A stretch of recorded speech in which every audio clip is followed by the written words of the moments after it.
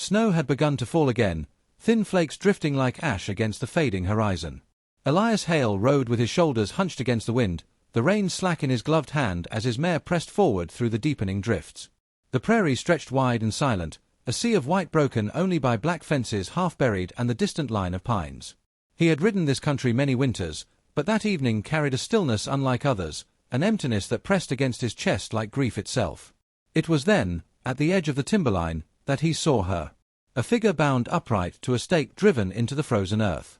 Her hair hung in disordered braids, strands torn loose and plastered with frost. A shawl, ragged and thin, flapped weakly against her shoulders in the cutting wind. The skin of her arms was raw, wrists swollen and darkened by rope. She stood swaying, half-conscious, eyes barely open.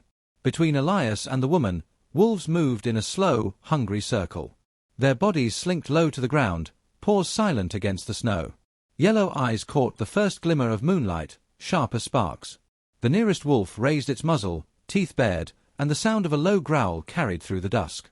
Elias swung his rifle from the saddle scabbard, the wood cold against his palm. His first shot cracked the stillness, scattering echoes across the valley.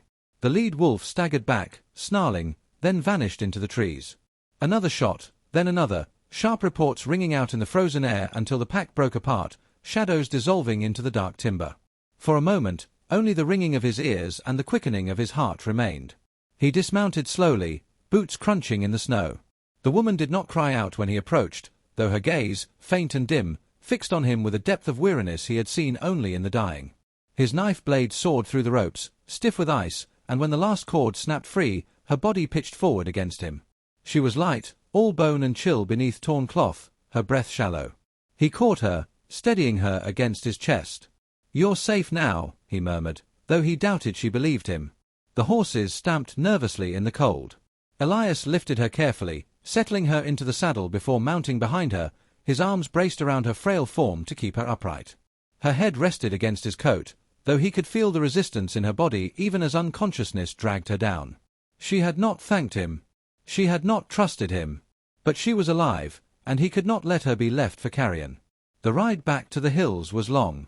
Snow thickened, swirling in gusts, and the land fell into a hush so deep it felt like the world itself had been buried. Elias rode hunched, his breath fogging in the night air, the heat of her fragile body pressed against him. Memories pressed close as a storm, the rocking chair by the hearth that sat forever empty, the soft voice of his wife carried on winds now gone.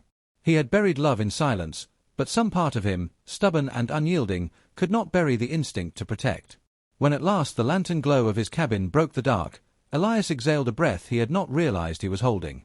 He slid down from the saddle and carried her inside, boots heavy against the wooden floor. He laid her near the hearth, coaxing a flame from dying embers until firelight spread across the room. Shadows shifted on the walls, dancing over the rifle propped in the corner, the untouched chair by the window, the worn shawl still hanging on its peg. He wrapped her in a blanket, the wool coarse but warm, and poured water into a tin cup to wet her lips. Her eyes flickered open briefly, dark and watchful, before closing again. Outside, the storm deepened, wind clawing at the shutters, wolves crying from distant ridges. Inside, silence reigned, broken only by the pop of the fire and the sound of her shallow breath. Elias sat at the table, his hands clasped, and stared into the flame. He had saved her from death, but he knew that was only the beginning. Between them stretched a silence as sharp as winter itself, a silence that would test them both. He did not know if trust could be earned, or if it was even meant to be, but he understood this: he would not abandon her. Not again. Not like the ghosts he carried in his heart. The fire had burned low by morning, though the smell of smoke clung to the air like an old coat. Elias stirred the coals with an iron poker, coaxing life back into the embers until flames curled once more against the blackened stone. The sound of crackling wood filled the small cabin, joined by the quiet hiss of a kettle set over the heat. Coffee, bitter and dark, carried its scent through the room, mingling with damp wool drying near the hearth. He glanced toward her. She had not stirred much in the night, though now her eyes were open, dark eyes that held neither gratitude nor fear, but something sharper, like a blade held ready. Her gaze tracked his every movement as he poured coffee into a tin cup. "You should drink," he said softly, setting the cup near her. She did not reach for it, only watched him, her lips pressed tight. The silence between them thickened. Elias was no stranger to quiet. Years of widowhood had made it his closest companion, but this silence was different. It was not empty. It was weighted, taut with mistrust. He turned away, letting her be, and sat at the table where his wife's sewing basket still lay untouched. Her name did not come until later. He heard it in a whisper, rough and uncertain, as though she had spoken it to herself more than to him. Aiyana. He nodded once, acknowledging it, but asked nothing further. Questions could wait. Days folded into one another. Snow piled higher outside the door, while inside the cabin, a pattern began to form. Elias chopped wood in the mornings, the sharp crack of his axe echoing through the still valley. Aiyana sat near the hearth, braiding strips of torn cloth into cord, her hand steady though her shoulders held tension. She ate what little he cooked, beans, cornbread, venison jerky, but never more than she needed. At times, when she thought he was not looking, her face shifted, shadows crossing her features. Her body stiffened, breath catching, as though memories pressed against her in sudden waves. Elias did not speak of it, but he saw, the quick turn of her head when the cabin's timbers groaned in the wind, the way she never rested with her back to the door.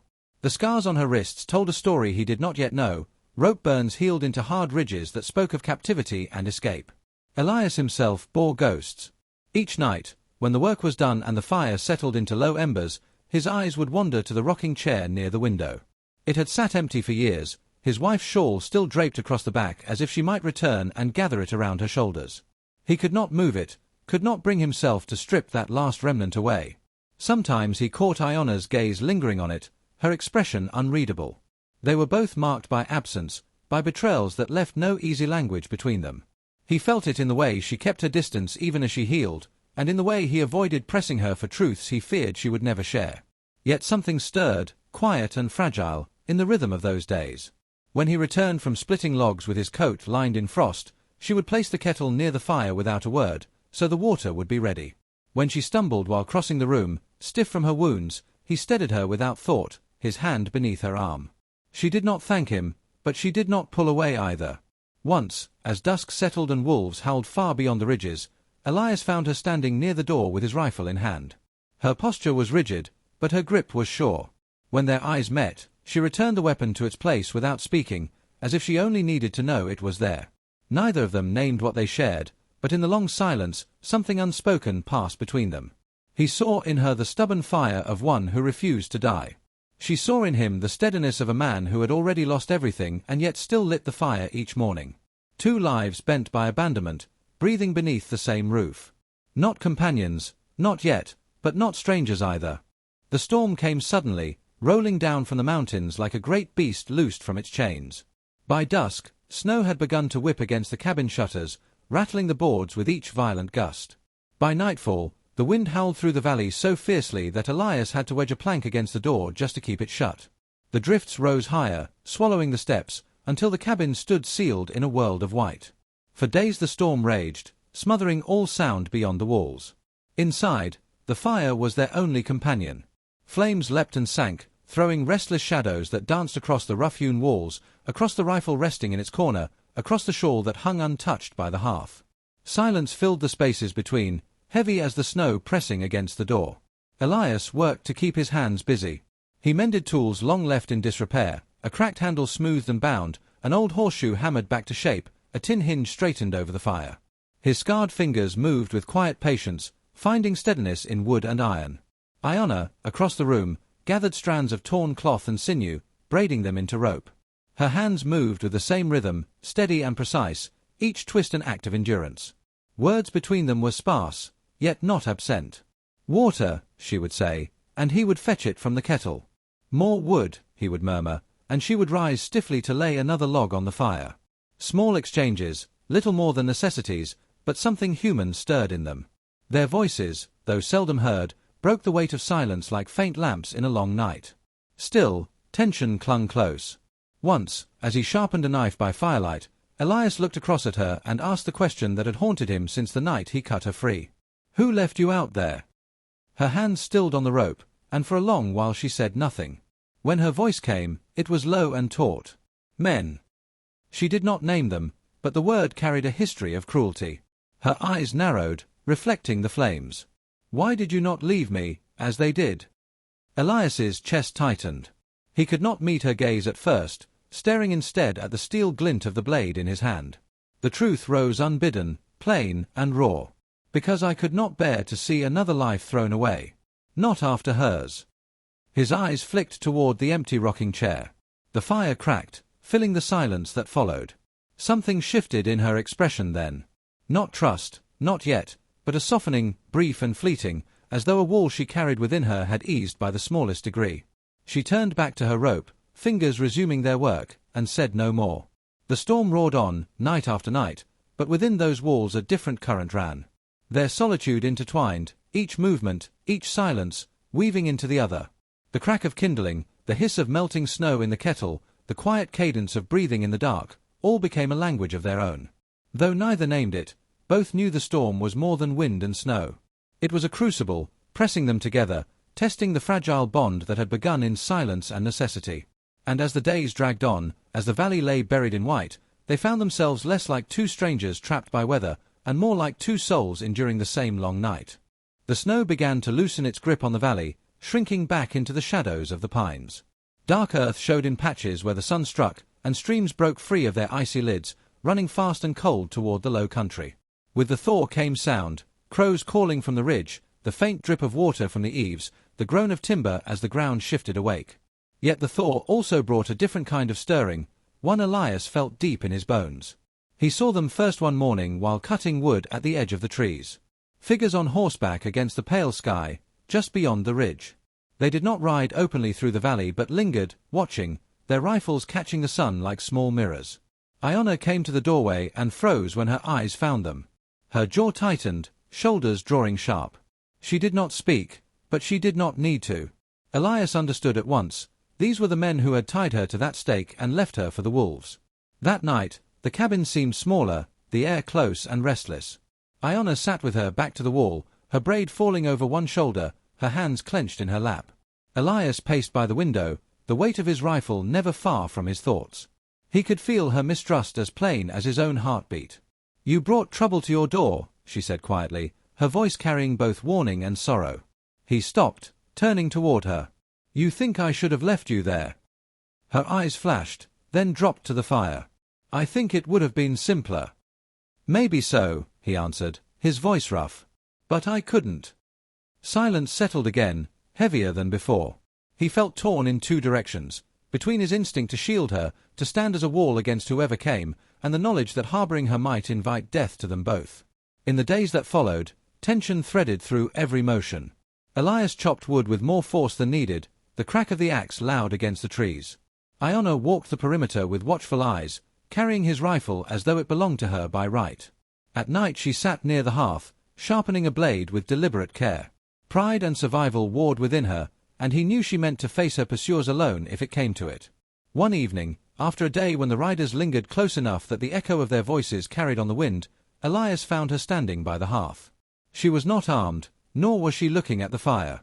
Instead, her hand rested lightly on the shawl that still hung on its peg, his wife's shawl, the one he had never moved. Aiyana's fingers brushed the worn fringe as though it was something fragile, something sacred. When she realized he was watching, she turned, her hand falling back to her side. For a long moment their eyes held, his grief mirrored in her exile. The silence between them stretched, fragile as glass. No words passed, yet the weight of all they carried, their loneliness, their mistrust, their longing for something lost, hung in that stillness like smoke. Elias looked away first, stoking the fire with more wood though it hardly needed tending. She withdrew to her corner, her expression unreadable. But something had shifted, subtle as the thawing earth. They could not remain apart, nor could they fully trust. The riders beyond the ridge would not wait forever, and soon the choice would be forced upon them. The cabin walls, once a shelter, now felt like a trap. The air inside grew thick with unsaid fears, as though every board and beam carried the weight of decisions yet to be made. And in the quiet hours of night, when the wind fell still, both Elias and Aiyana lay awake, knowing the storm that awaited them would not be of snow this time, but of men and blood. The night before the riders came, the cabin glowed dimly under lamplight. Elias sat at the table with his rifle laid across the boards, the scent of oil sharp in the air as he worked the rag over the barrel. His hands, though rough with old scars, moved steady, checking each part with the care of a man who had lived too long with death close by. Across the room, Aiyana drew a whetstone against the edge of a knife, her movements slow, precise, deliberate. Her braids were pulled back, tied with a strip of cloth so they would not fall into her face. The faint scrape of steel against stone joined the whisper of the lamp flame. Neither spoke much. Words seemed too small for what lay ahead. But their silence was not empty, it was preparation, an unspoken vow that neither would yield when morning came. Dawn broke grey and bitter, the sun barely piercing through the veil of mist that hung over the valley. Elias was already at the window when he saw them, figures riding out of the trees, their horses kicking up snow, rifles glinting as they came. He felt the weight of his rifle in his hands, heavy as judgment. Behind him, he heard the soft rustle of Aiyana rising, knife in hand, her breath even. The first shot split the stillness like thunder. Wood splintered from the doorframe, chips flying across the room. Elias answered at once, the crack of his rifle echoing off the ridges.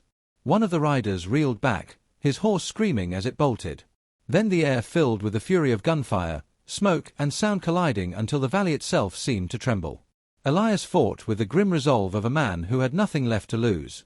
His body knew the motions, steady aim, controlled breath, the recoil slamming against his shoulder again and again. Each shot was a weight, each echo a reminder of all he had buried. The old scars along his ribs burned with each movement, but he held fast, refusing to falter. Aiyana moved like flame itself. She slipped between cover, fierce and sure, her blade flashing when one of the riders broke too close.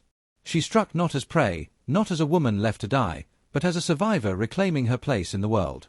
Her eyes burned with a fire Elias had not seen before, a defiance that carried her beyond fear.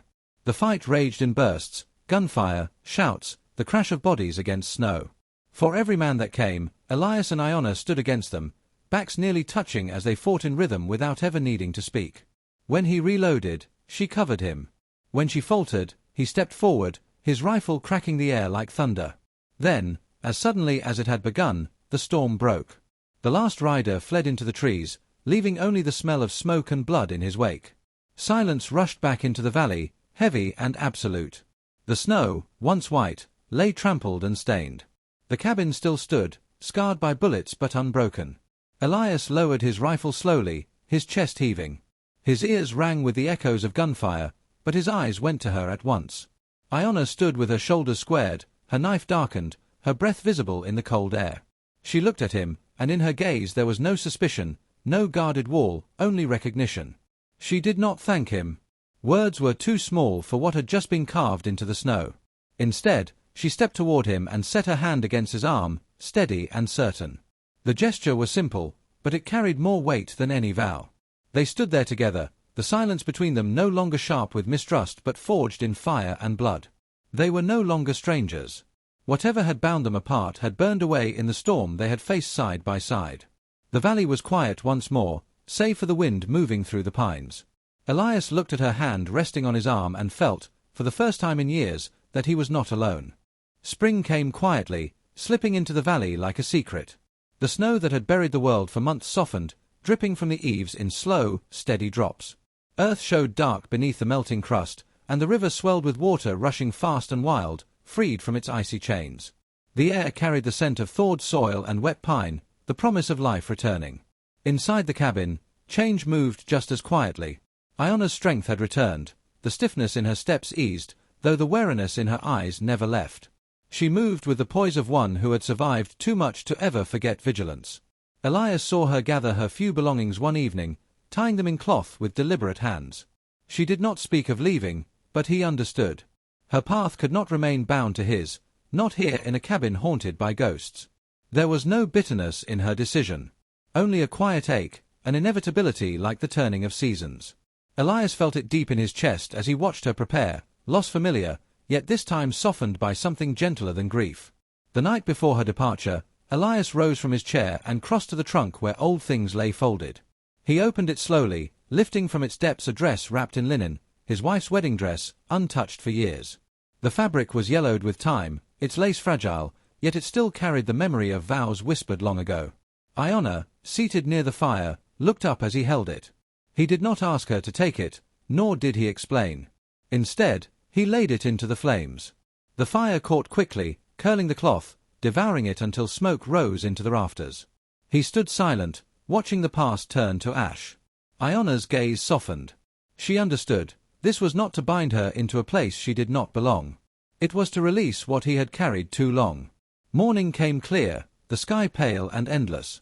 Together they saddled the horses. The leather creaked, hooves struck against thawed earth, and they rode side by side down the valley path.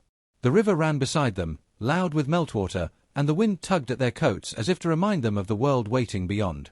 At the edge of the valley the trail split, one road running north toward the mountains, the other winding back to the settlements Elias once knew. They halted there, the horses stamping at the ground, steam rising from their flanks. For a long while, neither spoke. They sat in silence, the kind that needed no words, the kind that held both farewell and gratitude. No promises were made, no vows exchanged. Their bond did not require them. What they had given each other was already etched into their survival, dignity restored, trust reclaimed, the faint, stubborn flicker of healing. Piece by piece, they had pulled something from the wreckage of abandonment and loss. At last, Aiyana touched her heels to her horse and turned toward the horizon. The morning sun caught her braid as it swayed against her back, gleaming in the light like a banner of defiance. Elias watched her go, his chest heavy, yet not broken. She did not look back, and she did not need to. When she was gone from sight, he turned his horse toward home. The cabin waited, scarred but standing, its walls no longer hollow. For the first time in years, he did not feel entirely alone. Solitude would remain his companion, but not emptiness. In the silence of the valley, in the memory of her hand steady on his arm, something had been returned to him. The thaw ran through the earth, through the rivers, through his heart. And as he rode back toward the cabin, Elias Hale knew that love was not always meant to bind, it could also set free, and in its letting go, leave behind a grace that endured.